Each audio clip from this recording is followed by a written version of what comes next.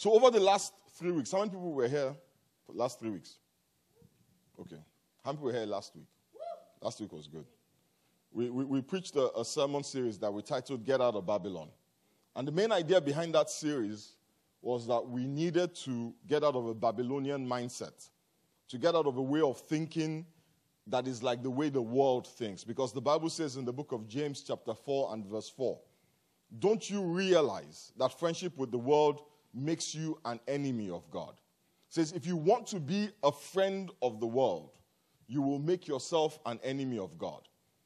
The Bible says if you are like the world, then you are the enemy of God.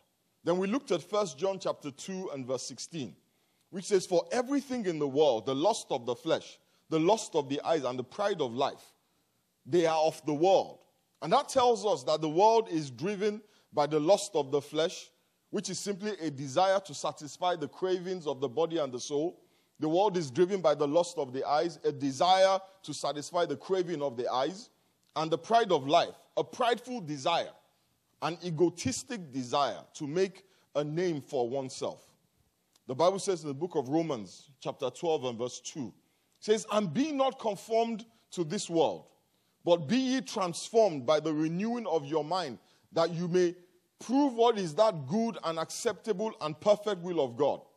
So God is asking us, God is telling us not to fit into the mold of the world, not to be like the world, not to be driven by the same things that drive the world, not to do things for the same reasons that the folks in the world do things, not to do things in the way that the folks in the world do things.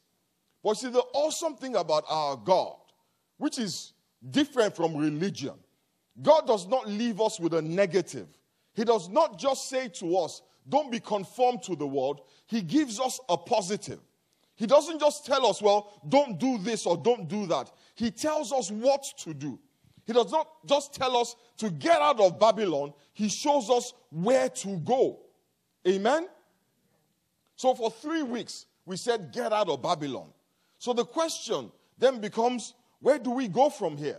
So we're leaving Babylon, but where are we going? We're not conforming to the world, but what are we doing? The answer to this question, which is what I want to talk about today, can be found in Romans chapter 8 and verse 29. Romans chapter 8 and verse 29. Thank you. It says, for whom he did foreknow, he also did predestinate to be conformed to the image of his Son, that he might be the firstborn among many brethren. So he says, do not be conformed to the world, but whom he did foreknow, he also did predestinate to be conformed to the image of his Son. Now, I know many of us are sitting down here thinking, what does foreknow and predestinate mean? Those are words that tend to cause some confusion. So I want us to read it from a simpler version, the New Living Translation. It says, for God knew his people in advance, and he chose them to become like his Son, so that his Son would be the firstborn among many brothers and sisters. So when you read for whom he did foreknow, he also did predestinate. What that simply means is that God knew in advance. God knew in advance, and he chose you to become like his Son, so that his Son might be the firstborn among many brothers and sisters. Before the foundations of the earth were laid, before you were conceived, God chose you. Touch your neighbor and say, God chose you. Before you were even conscious of life, God chose you to become like his Son. So he didn't just say to us, do not be conformed to the world. He says to us, be like my Son. Be conformed to the image of my Son. So what does that mean? Do not be like the world, but be like Jesus. Do not act like the world. Do not do things the way the world does things. Do not think like the world, but, act like Jesus. Do things the way Jesus would have done them. Think like Jesus. We do not want to be driven by the things which drive the world. We do not want to be driven by the lust of the flesh and the lust of the eyes and the pride of life. We want to be driven by the things that drove Jesus. We want to be motivated by the things that motivated him. It is not enough to not be like the world. It is important that we be like Jesus. And the problem with the church is the church has said to people, well, don't be like the world. And then left it to us to define what we will be like. So we find this caricature, this religious image that has nothing to do with Jesus, and we take on that form. And the Bible says in those situations, we have a form of godliness. We have an appearance of godliness, but our lives deny the power that is therein. You see, the world that we live in is a horrible place. What we see in the world, the hatred, the wickedness, the evil, the corruption, the violence, the crime, the selfishness, all the things that frustrate us, all the things that brings tears to our eyes. Do you sometimes watch the news, and by the time you're done, your heart is so heavy? You worry about the world that your children are coming into. I saw a video on Facebook of a bunch of guys who lined people up, and one by one, they will take them, put them on the ground, and slit their throats.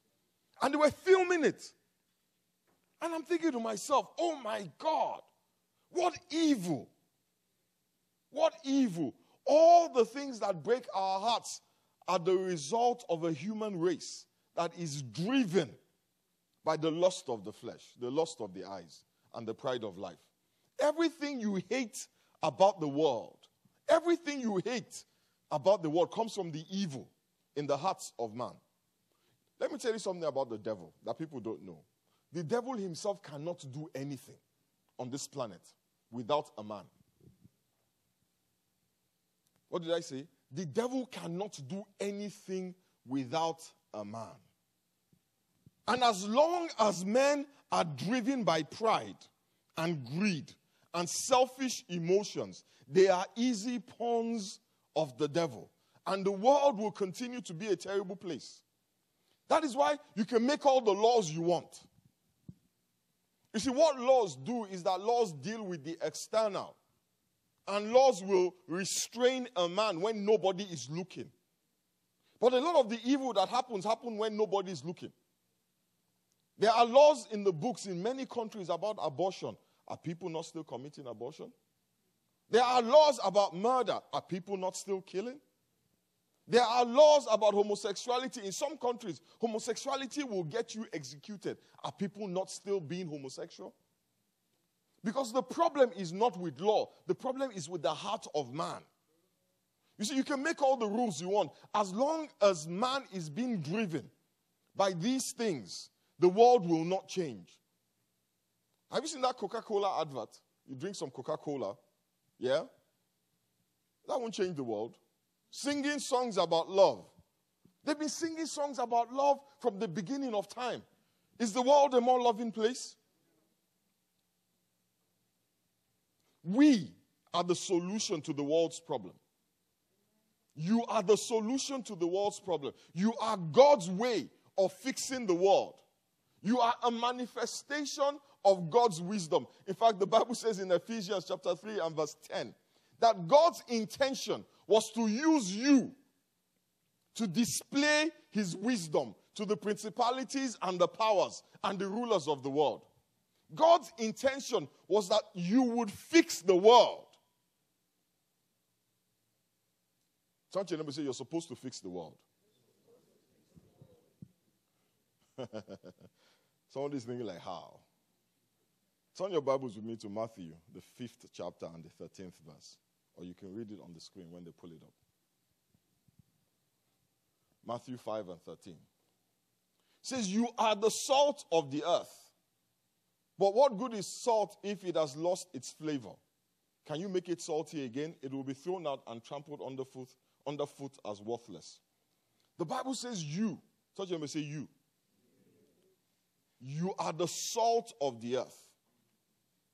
You are the salt of the earth. What does salt do? Salt is a change agent. Salt changes the flavor of food. Salt brings flavor where there is no flavor. It brings goodness where there is no goodness. Salt makes things better. Amen? Salt makes food taste better. How many of us agree to that? God left us on this earth to make things better. The question you should ask yourself this morning, not how is God going to give you a new car or a new house. The question you should ask yourself this morning is, how am I making things better? How am I making the world a better place? Am I just singing about it? Make it a better place for you and for me and the entire human race. There are people dying. How has that helped anybody? I should stop singing. I'm not making it better. But you know, there are many people who think that is how to make the world better. Let's make an album and talk about love. You know, if I can talk about it, maybe it will change things. They've been doing this since I was a child. How many albums are they going to make? Nothing has changed. Are you making the world better, or are you adding to the problems of the world? Are you making things better, or are you making them worse? You see, let me tell you, when you add your prideful ambitions and your greed and your selfish emotions to the ones that existed in the world before you came, when you add yours and you add yours and you add yours, and you over there, you add yours, we have not made the world better. We've just compounded the greed in the world. We've just compounded the pride in the world. We've just added to the selfishness in the world. We have only added to the problems in the world, and I dare say we have only made it worse. The verse we have just read says, if the salt loses its flavor, it is not good for anything. The flavor of the salt is what makes it different. The flavor of the salt is what makes it unique. And if salt loses that uniqueness, then the salt is useless. If the salt is no longer different, then the salt is useless. If the salt has become like the rice, all you get is more rice. You don't get better tasting rice, you just get a lot of rice. Yeah? More bland and lousy tasting rice. We are supposed to be different from the world. We are supposed to be unique. And if we lose that difference or lose that uniqueness, the Bible says we are useless. And that is why the church is useless today. That is why the church is not making any difference. The church is not making any impact. That is why nobody listens to the church. That is why you go to many developing countries in the world. Like the country where I come from, Nigeria. There are 2 churches on every street. And when I say street, please don't think I'm talking about Beltline. You know, Beltline goes all the way from east to west. Yeah? So you're thinking Beltline, you know, wrapped all around Dallas. How many hundreds of miles? No, I'm talking about streets the size of this room. There's one in that corner there. There's another one here and there's another one there. At least 3 churches on every street. Because the Redeemed Christian Church of God has one. Winners Chapel has one. CAC has one. The Celestial Church of Christ has one. Deeper Life has one. Heaven's Kingdom Ministries, Eternal, Immortal, they have one. Mountain of Fire and Miracles has one. There are churches everywhere. But what do we see in the society? Nothing. Everything is still a mess. Why? Because the church has no flavor. The Christians are flavorless. They are just like the world. There is no salt. The salt is not different. The salt has become like the rice. The church has become like the world. The question this morning, before you start being judgmental, do you have any flavor? You're looking at me, do you have any flavor? Are you different? Are you unique? The Bible tells us in the book of Romans chapter 8 and verse 19 that the creation, the whole of creation waits in eager anticipation, eager expectation for the children of God to be revealed. The whole of creation is waiting for us, for the manifestation of the children of God. And that's why I always tell people that we are not all children of God. If we were all children of God, the whole of creation would not be waiting. We are all made by God. We are all created by God. We are God's creation. But the truth is that God had only one son. And he's no longer here. The world killed him. But when we start to think like him and act like him, the Bible says we become his brothers and his sisters. We become the children of God that the whole of creation is waiting for.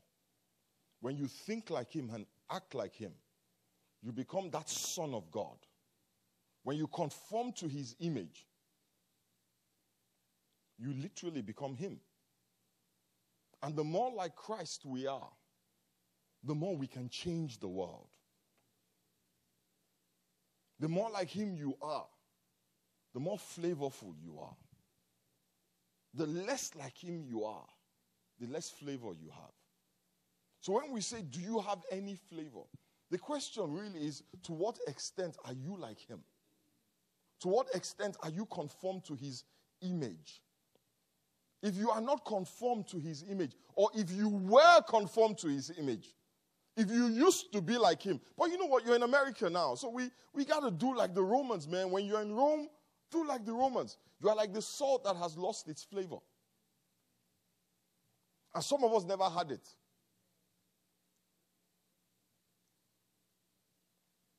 You can change the world. You can make an impact. You can make a difference. You can make the world a better place. The question is, are you like Christ? If you want your life to mean something, then you have to be like Christ.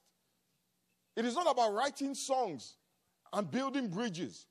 It's about being like Christ. The world is not waiting for more engineers. There are lots of them. The world is not waiting for more doctors. The world is groaning for a manifestation, not of doctors or IT specialists, of the sons of God. Of the children of God, of those that look like Jesus. Look in the mirror, and who do you see? Do you see in yourself the image of Christ? And I'm not talking about by faith now. When you assess your actions, the way that you live your life, the choices that you make, the things that drive you, do you see any similarities to your Father in heaven? Or have you accepted the lie? It is what it is, man. When you're in Rome, do like the Romans. I want us to pray this morning. I want us to ask the Lord to help us to be like Christ. Two things drove Jesus Christ, and over the next couple of weeks, I will be teaching us those two things. But we cannot do anything without God helping us. So as we bow our heads this morning, I want you to pray for yourself. I want you to ask God to help you to be like Christ. Don't pray this morning about that promotion. Pray this morning that God will help you be like Christ.